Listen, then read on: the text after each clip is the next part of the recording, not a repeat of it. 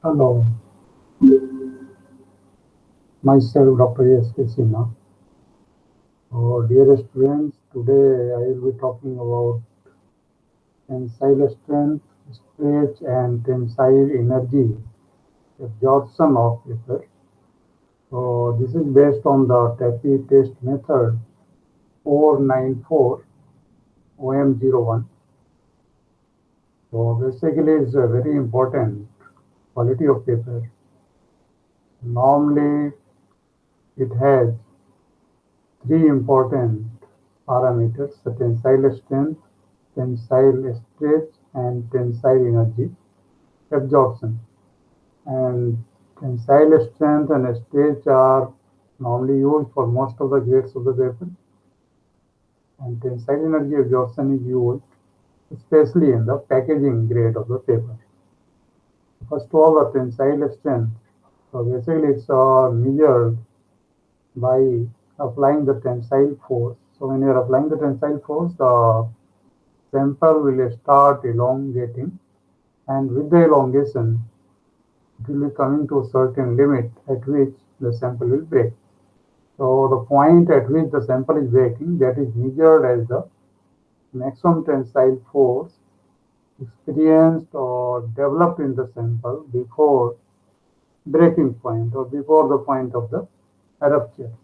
So again, this should be done under prescribed conditions. And what is the prescribed condition? We already seen in the previous stage. Basically, you have to maintain the standard relative humidity and temperature in which the sample is placed for certain period, so that don't be having the absorption of the extra moisture. It should be a standardized air. And if we are measuring in the different conditions, in the different weather, in different countries or states, that will not be affecting the value for the sample. So normally we are placing nearby to 3 hours of time. Till that point, it is coming to a constant point. So we are maintaining the 52% relative humidity and temperature of 25 degrees Celsius. So that should be maintained for doing the standardization of the test method. So we are measuring the force here for breaking the sample. Again, you can see the strength is having the unit force per unit weight. And normally in the SI system, the force is represented by the Newton. So it should be Newton per meter width of the sample. But force is applied on the width of the sample. So if you are increasing the width, certainly the requirement of the force to break the sample will be more. And that's why there is a standard given by the TAPI that is being followed in all the industries throughout the world. We are taking the 15 millimeter width of the sample. So all the measurements and the standard equipments, they are having the facility to fix the paper sample having the width of the 15 millimeter. So normally we are taking the sample length of nearby to 18 centimeter and width of the 1.5 centimeter or equal to the 15 millimeter. So another important parameter of quality is the stretch. So basically, when we are applying the force, tensile force to elongate it, it will be having the increase of the strain, and because of the strain, again the sample will be stretching. So there will be the increase in the sample. So that is the maximum tensile strain developed in the paper sample or test specimen before the breaking point. Again, this should be done for the standardized sample which is placed in the 25 degrees Celsius temperature and 52% of the relative humidity. So basically, a stretch is measured from the original length. That means if we are taking the test span length, for example, the 10 centimeter, and the sample is elongating to 1 centimeter before breaking. That means the 10 centimeter elongating by 1 centimeter, so having the percentage of elongation delta L divided by initial length L multiplied by 100. So it will be 10%.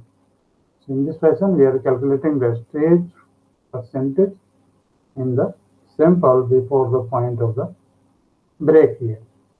So third important parameter is the tensile energy absorption. So this measures the work done when a specimen is stressed to rupture or break in tension under prescribed condition as measured by the integral of the tensile strength over the range of tensile strength from 0 to maximum. So basically when we are fixing the test sample in the testing machine, it's having the 0% strain or 0% elongation there.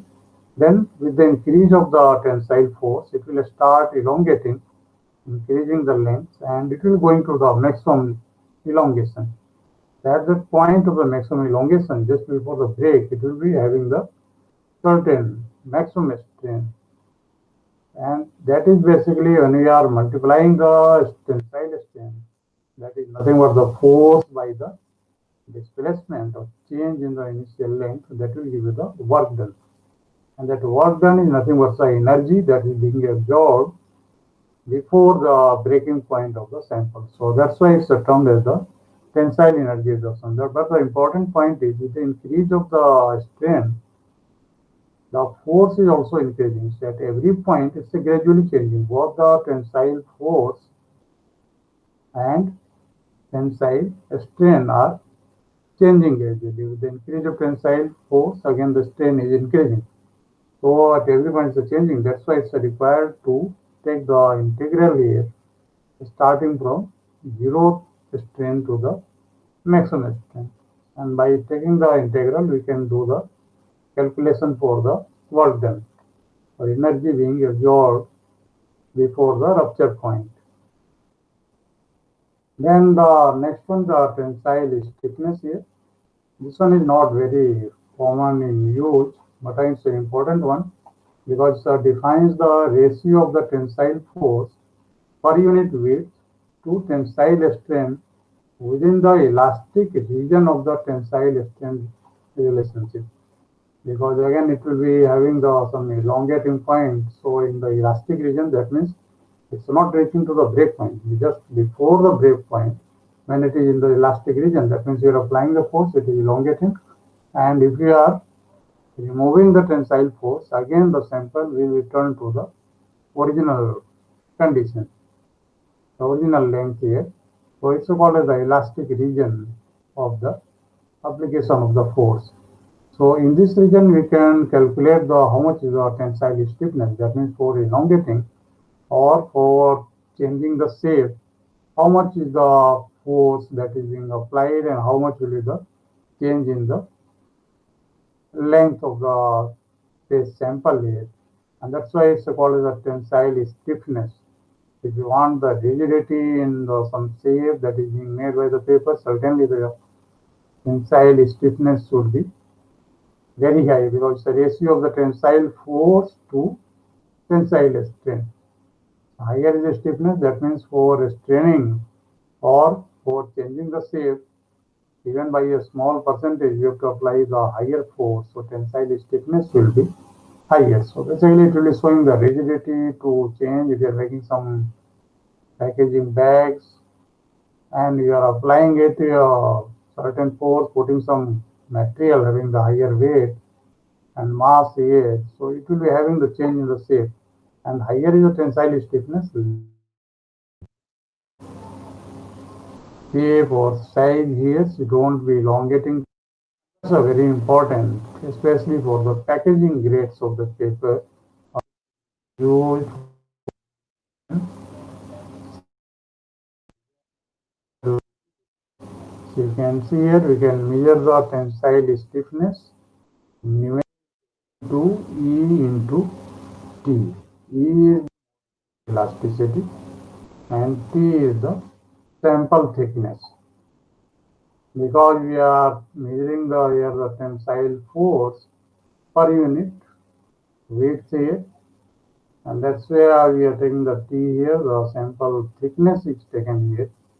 So basically delta F multiplied by L, that is the delta F is the difference between the two forces level That means in between the two force in the elastic region, when we are elongating it, we can also elongating up to 2%.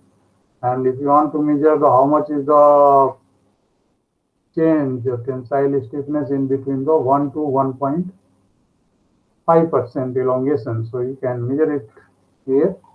So L is the basically initial test length here. Delta F is the difference between the two forces level. That means one force that is acting as the elongation of 1%, another at the 1.5% elongation. Then we are dividing it by the initial specimen width in meter, width of the sample multiplied by the delta L. Delta L is the change in the length here. Again, that should be taken in the meter here.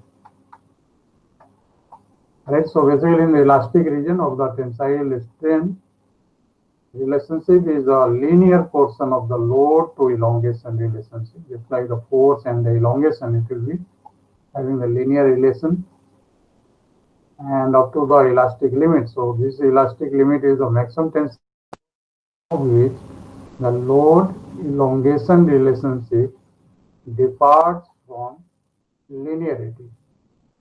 Right, so as you know, basically after the elastic limit, there will be permanent deformation and it will be having the load elongation relation linearity. So there will be the change in the graph. Or first of all, it will going a straight line, then it will be changing the shape. Slowly the rate will decrease. Another important one, normally in the industry, the people are measuring and denoting the tensile strength by the breaking length. That's a very important parameter. So we have to calculate the breaking length based on the value we are getting after measuring the tensile strength of the sample. And this is the calculated limiting length of a strip of uniform width, beyond which if such a strip were suspended by one end, it would break off its own weight. That means we are not applying any extra force. By its total weight only, it will be breaking. That means the length of the paper that is being hanged is such that the total weight will be equal to the tensile force or tensile strength that is capable of breaking the sample or rupturing the sample. So we have to measure the length by which the total mass, you can see the weight will be equivalent to the tensile force. You can see in the equation here, this is the direct formula that's given by breaking length equal to 102 into 10 to power 3. That means 1,02,000 multiplied by T upon R. T is the tensile force that's given in terms of the kilonewton per meter, and R is the GSM, the gram per meter square. Again, you can derive the formula. I have given here the example here. You can derive the formula here. How you are getting this constant? The question may be asked how to get the constant of 1,02,000 here. That's being multiplied by T upon R. Right. So if you are taking the T, for example, is coming 3 kilonewton per meter, and GSM the paper, we are having the copier paper having the 75 GSM gram per meter square. You can see here, first of all, convert this kilonewton to Newton by multiplying by 1000. Then we are dividing it by the weight of the sample, that will be equal to the this much of the force. Right? Tensile strength. So how to get the area of the GSM is given. That means if we are taking 1 meter square, it's having the same. So width is already there. We are taking the per meter. That means for 1 meter width, this is the tensile strength. That is the force that is required to rupture the sample. Right? So 1 meter is there. Then we are taking the breaking length in terms of the meters. So breaking length multiplied by the width of paper, it will give you the area of the sample. And when the area of the sample is multiplied by the GSM, it will give the weight, gram of the sample. And then we are changing the gram to kg force by multiplying. You can see here, when the gram we are 10 to the power minus 3 or dividing it by 1000, it will be converting to kg. and then kg force when multiplied by 9.8, it will be converted to the Newton. That's why you can see here, the one that is the width here, breaking length, we are already calculating here, multiplied by 75 GSM, then multiplied by 0.001, that will convert the gram to kg, multiplied by 9.8, that means from kg force to Newton. So if we are taking the 3 upon 75, that means 3 is the value of T, tensile strength, and GSM is 75, and take the other 1000 multiplied by 1000, this is going on the upward side, so it will be converted to 1 by 0.001 is equal to 1000, again divided by 9.8. You can see here we are getting nearby to 1,02,040.81 multiplied by T by R. T is given here 3 and R is 75 gram per meter square. So T are taken here the kilonewton per meter. So it will be coming nearby to 4081.6 meters. In this way we can calculate the nearby formula here. We can derive the formula here. You can see here. So we're taking the round up figure. So in place of the 40, we are taking the here 0.001 lakh 2,000. That is the parameter basically taking the round of this figure. Another point is the tensile index. And some people are reporting the result in the research papers and others, even in industry, people are measuring the tensile index is again being divided by the GSM here to neutralize the effect of the GSM, because as you know the tensile will be changing with the increase or decrease of the GSM. We are for the same grade dividing it by the GSM, and that will neutralize and compare the actual material, not the GSM. Right, so fiber quality, application of chemicals, those will be applied here. And you can see here for tensile index, we are simply taking the tensile force that is in the multiplied Newton per meter, then divide by the value of the GSM R. Right?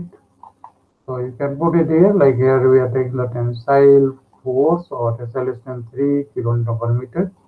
GSM is again taken 75 GSM. So tensile index will be 3 into 1000 divided by 75, that is the 40 Newton meter per gram. So here is Newton per meter divided by gram per meter square will be coming in the top, and meters will be cancelling the square here, so it will be Newton meter per gram.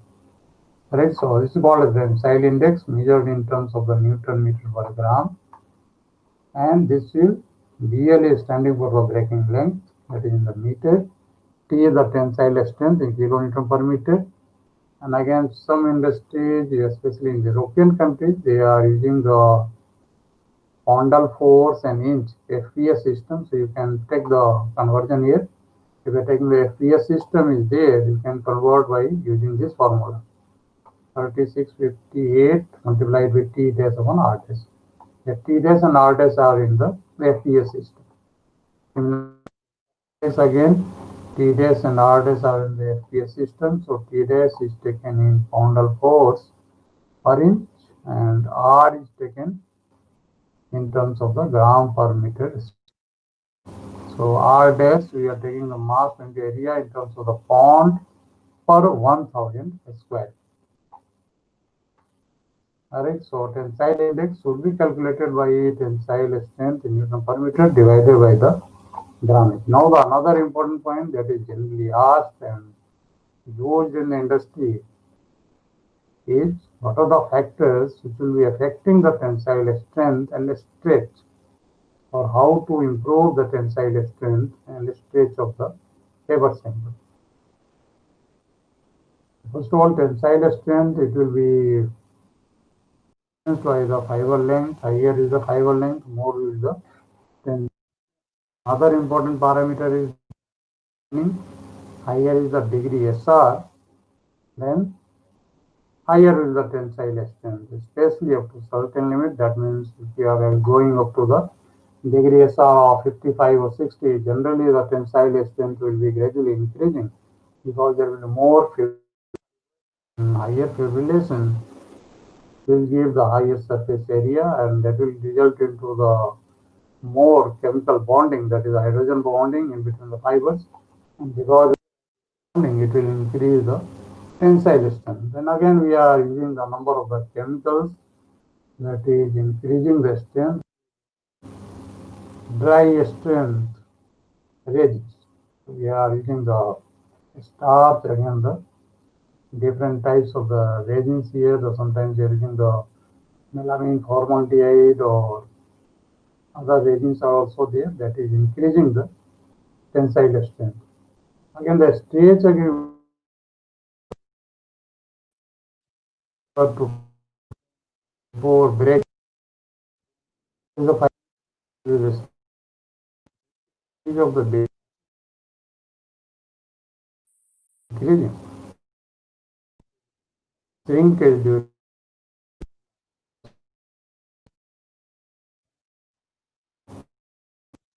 sometimes people are having a stage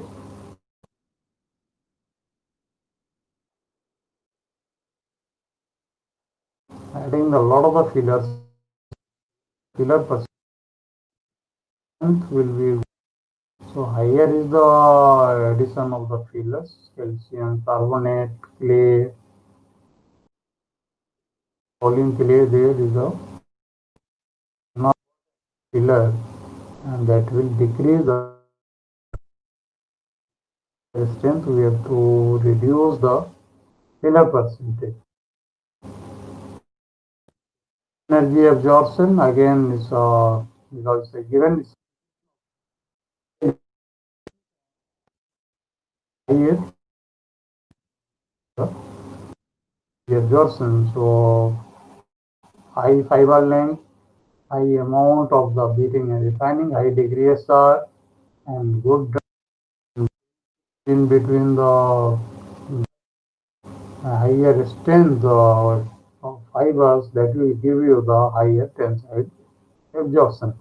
That means you have to increase both the parameters and tensile, forgetting the tensile energy absorption.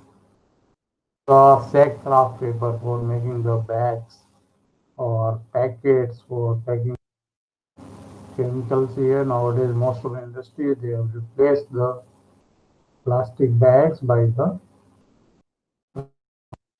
energy absorption is a very important parameter, especially to show the how much force energy required before rupturing the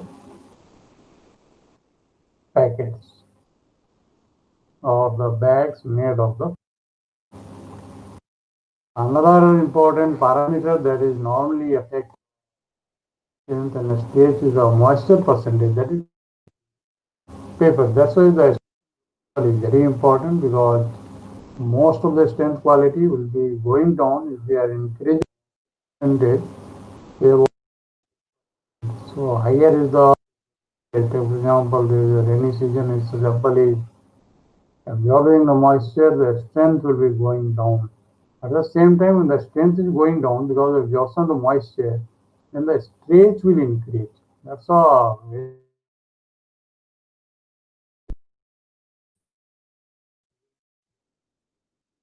Inside force and side strength, but the stretch will be higher. So if you want to increase the structural grades of the paper, were used for making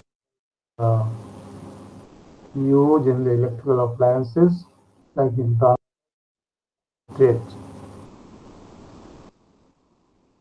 So when we are wrapping it with the machine, we won't be breaking because of high stretch. So both the tensile strength and stretch are required, but the stretch is the current parameter. And that's why electrical grades of paper on kraft paper, the brown fibers which are not even the bleaching, because the bleaching reduces the strength of the fibers. So we are using the unbleached fibers, so brownish color, and they are having a very high strength normally. The long fibers are used from the Livonia pine or spruce, long fiber raw materials. to get the high tensile strength and stretch there.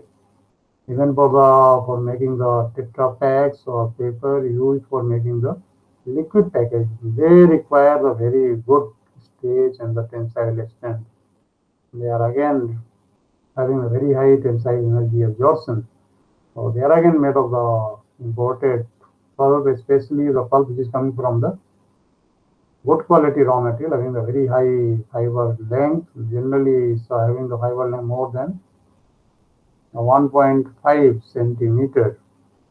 So hardwood cannot match the strength of softwood long fibers. So most of the good quality packaging grades